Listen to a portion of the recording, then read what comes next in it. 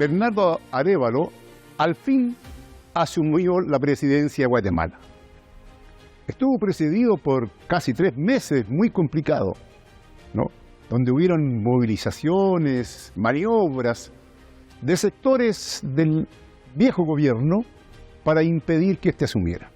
Al final asume, hasta con problemas de última hora, con 10 horas de retraso, el día que le correspondía. Ha asumido Arévalo a partir de las esperanzas del pueblo de Guatemala, esperanzas de cambio, de justicia social. El pueblo se ha movilizado para que él pueda asumir en su calidad de presidente de Guatemala. El programa de Arévalo se reduce básicamente a la lucha contra la corrupción. Nada dice del modelo. Es decir, mantiene el modelo, pero solamente habla de sanear al país, a hablar contra la corrupción. Bueno, de cualquier manera fue acompañado por distintos representantes extranjeros. Es bien extraño, ¿no? Porque los representantes que fueron a apoyarlo, la gran mayoría, obedecen justamente a los países alineados con Estados Unidos y la OTAN. Por ejemplo, el ministro de Relaciones Exteriores de Taiwán. Y también, por cierto, Estados Unidos. Estuvo Josep Borrell, el alto comisionado de la Unión Europea, ¿no?, para apoyar a Arévalo. Y también diciendo que contaba con todo el apoyo de Europa. Pero además de eso, también estuvo Almagro. Es decir, partió absolutamente alineado con Estados Unidos y su política exterior. En lo interno, también hay algunas novedades que deben llamarnos la atención profundamente.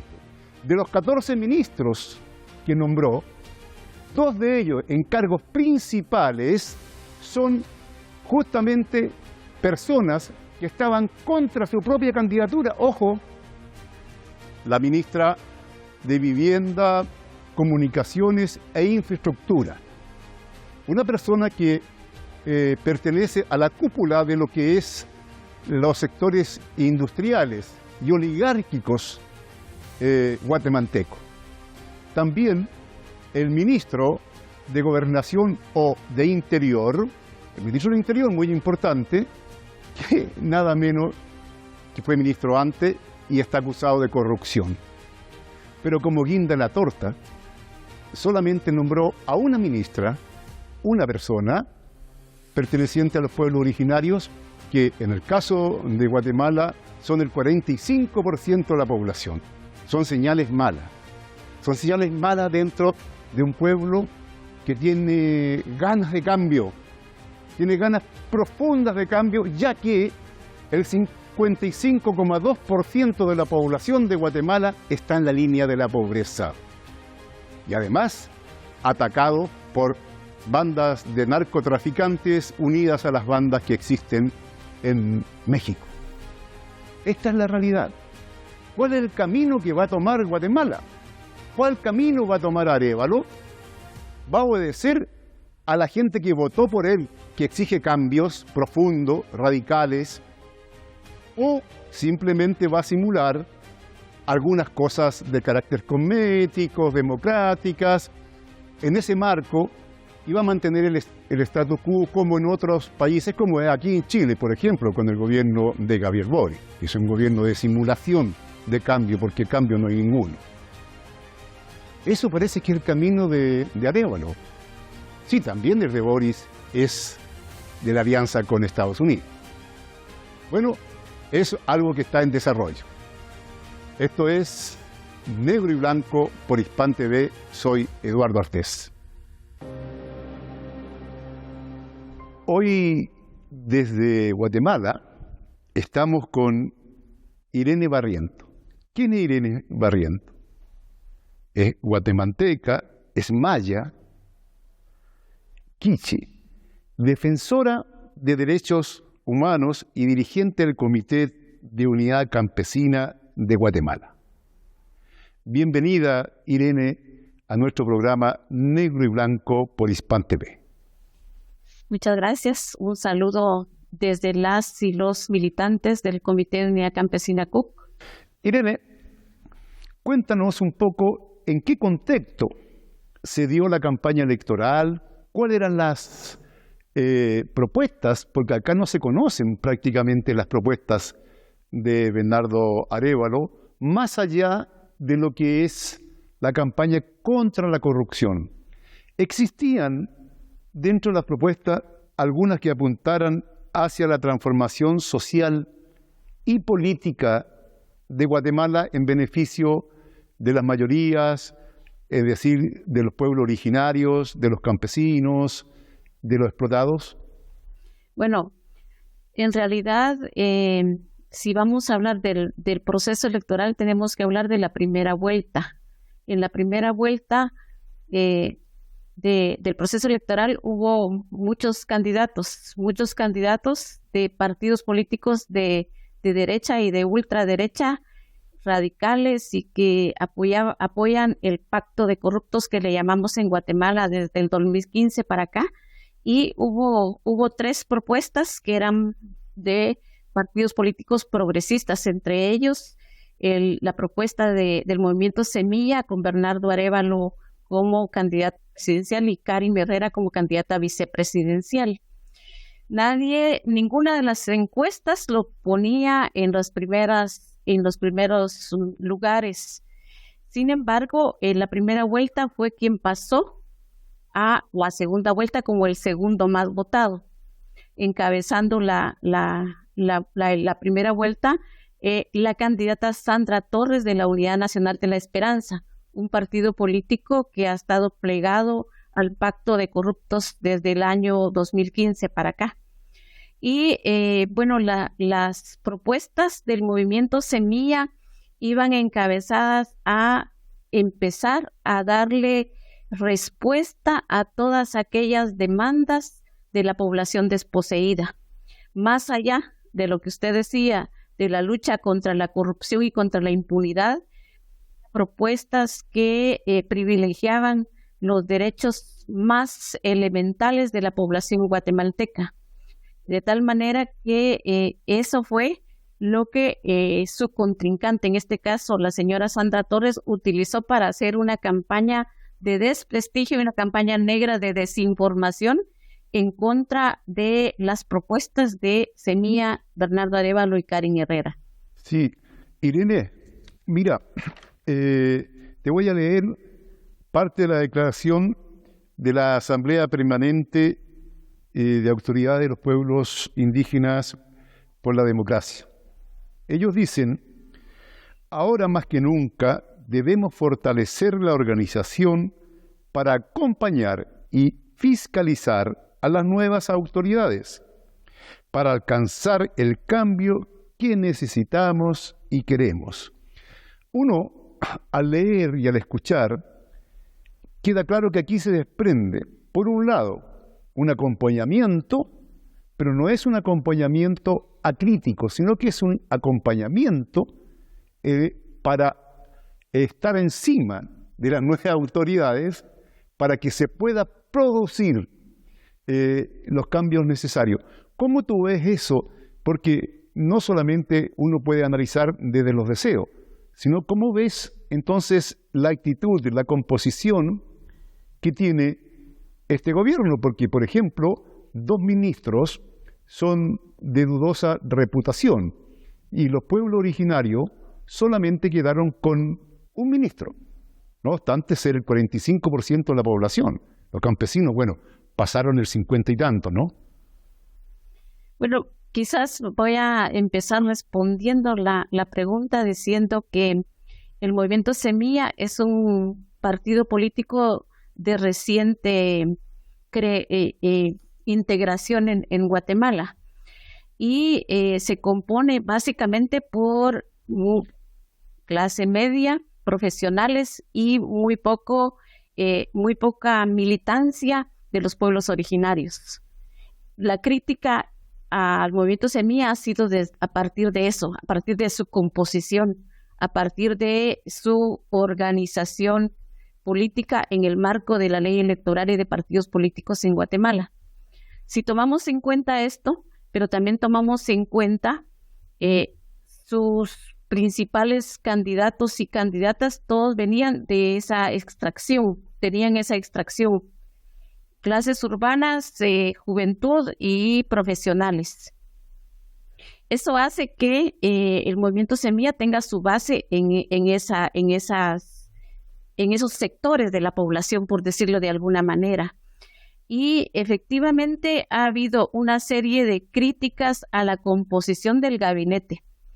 El movimiento Semilla y el presidente Bernardo Arévalo y la vicepresidenta Karen Herrera no habían presentado hasta el último momento su gabinete de gobierno, pero era una estrategia como resultado a todos los ataques legales y jurídicos que habían sido objeto desde que ganaron la segunda vuelta electoral.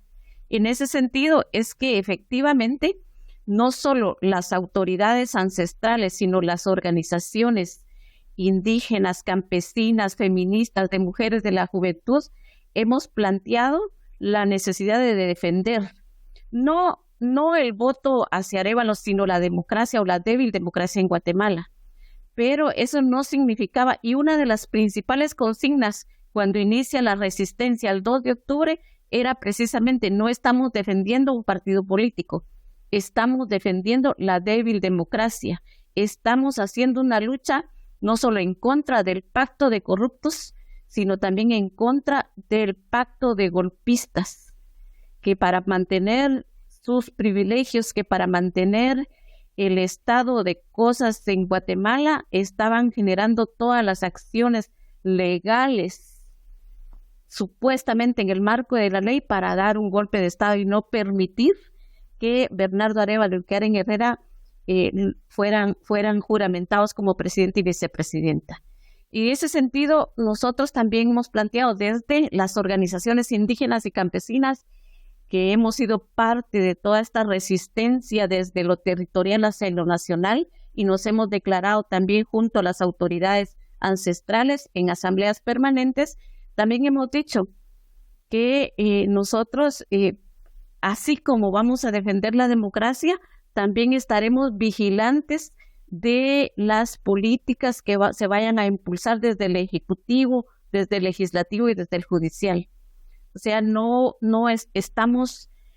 hoy por hoy estamos observando lo que está sucediendo y efectivamente hemos cuestionado la composición del gabinete. Ahora, también tenemos que tener muy presente y muy claro que no estamos haciendo la revolución y que Bernardo Arévalo no tiene una varita mágica y que tiene que consensuar con todos los sectores porque representa la unidad nacional, entendiendo que nosotros también, no solo los pueblos originarios, los pueblos indígenas, sino las organizaciones, tenemos que ser tomadas en cuenta y que nuestras demandas también sean una prioridad para el gobierno de Bernardo Arévalo y Karen Herrera. Perfecto, Irene. No estamos haciendo la revolución, es buscar un espacio democrático, un paso. Bueno, vamos a un corte y volvemos dentro de unos segundos.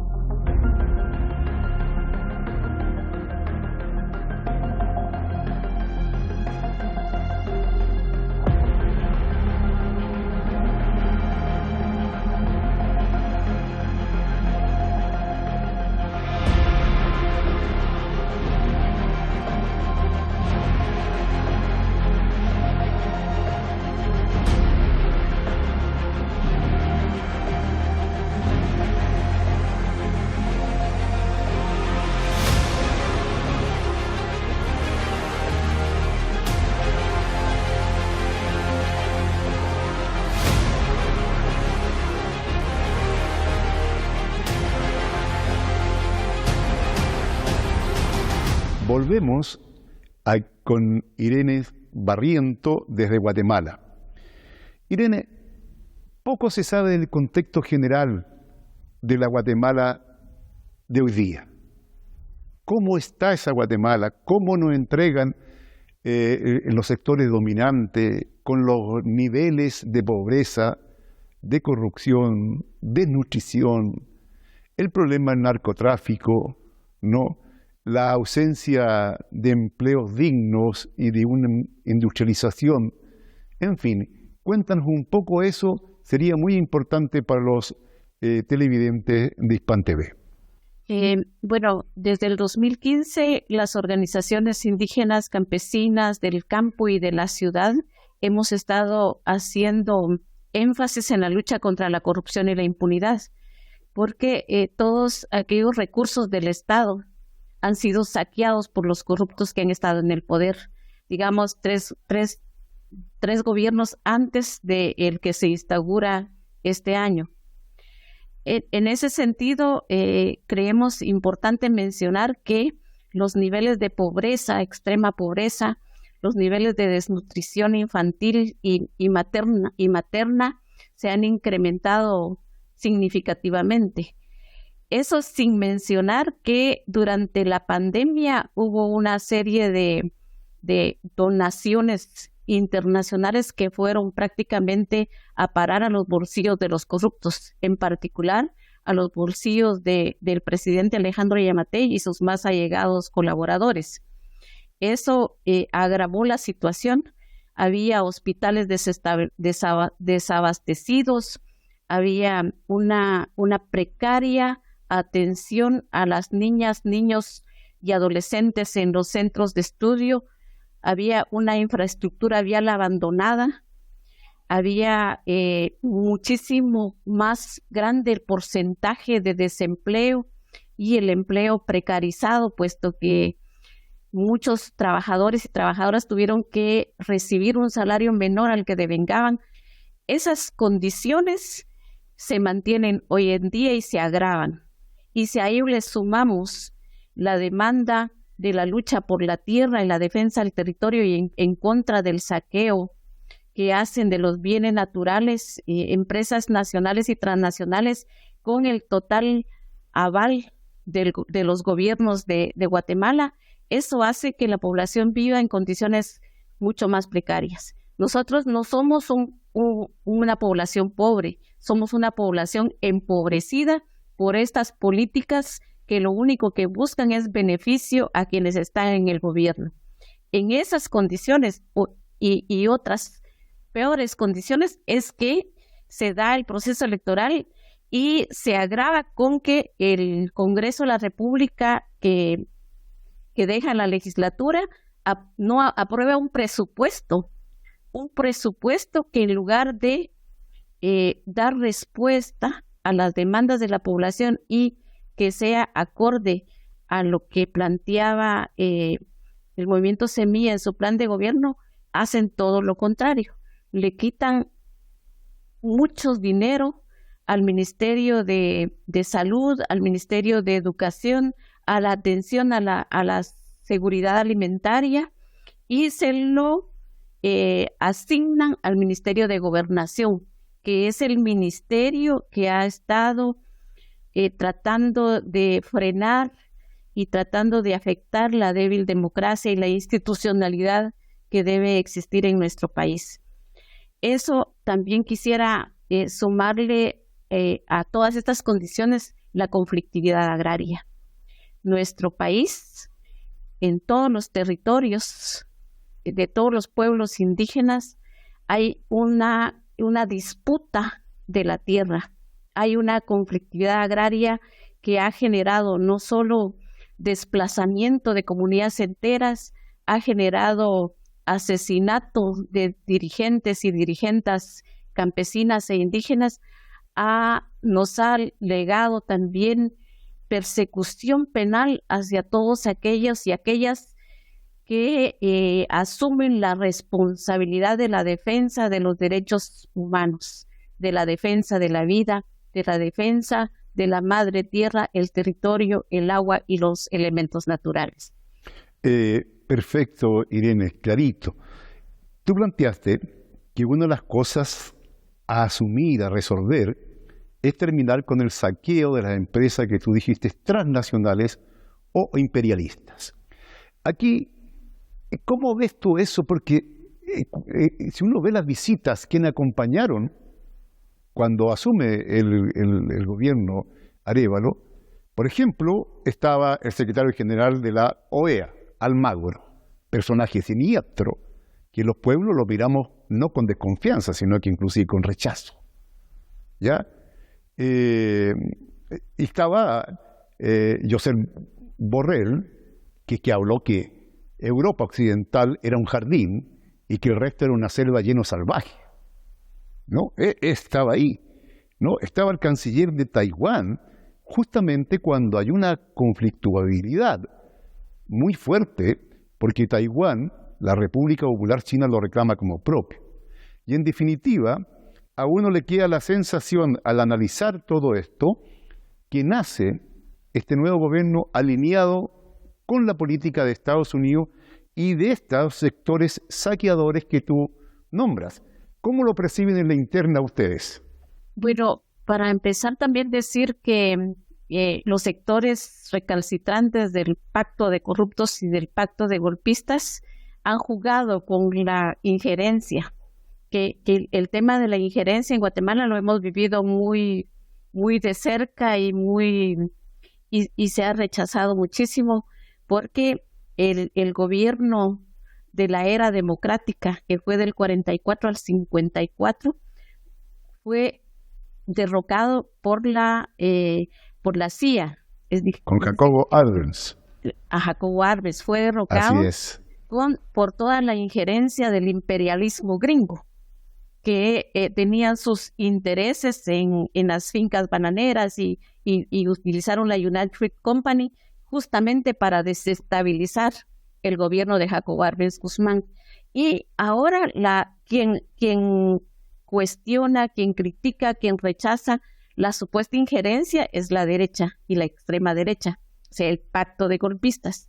Yo no estoy defendiendo, yo creo que todos estos países han estado muy de cerca y con los primeros que se ha reunido el binomio presidencial, justamente son los países que tienen intereses económicos sobre los elementos naturales en nuestro país.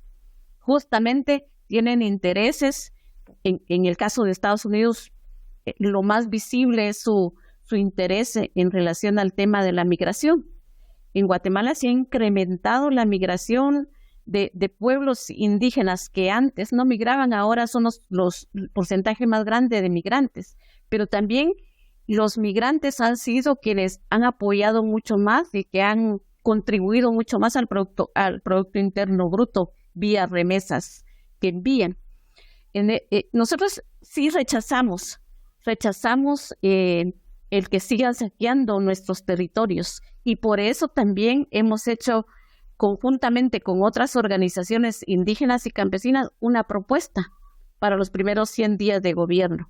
Una propuesta que en primer lugar tiene el tema agrario o agrícola, que tiene que ver con lo que ya mencionaba, el tema de la disputa de la tierra, el tema de la conflictividad agraria, el tema de la productividad sumado al tema del acceso, uso y tenencia de la tierra, el tema de la productividad, es decir, vamos a producir, pero vamos a producir alimentos para nuestro pueblo. Está claramente identificado, está claramente demostrado. En la pandemia, quienes sostuvimos la alimentación fuimos los campesinos y las campesinas. Entonces también queremos abordar el tema de la producción y el tema de la seguridad alimentaria. Así es, Irene, el tema alimentario. Todos nuestros países de la América Latina tenemos como una demanda. Irene, el tiempo es cruel y se nos va. Solamente tu despedida, por favor, del programa y agradecerte que haya estado con nosotros acá en Negro y Blanco. Bueno, muchas gracias. Yo lo quisiera dejar como un mensaje final, decir que las consignas que utilizamos en los 106 días de resistencia siguen siendo válidas. Nosotros estamos luchando por construir una Guatemala digna, porque florezca la primavera en Guatemala y porque la esperanza de los pueblos indígenas, la esperanza en el campo y la ciudad siga siendo eso, es vivir en una Guatemala digna y una Guatemala en paz. y en una Guatemala donde se respeten los derechos humanos y se respete la vida. Muchas gracias. Esto es Negro y Blanco por Hispan TV.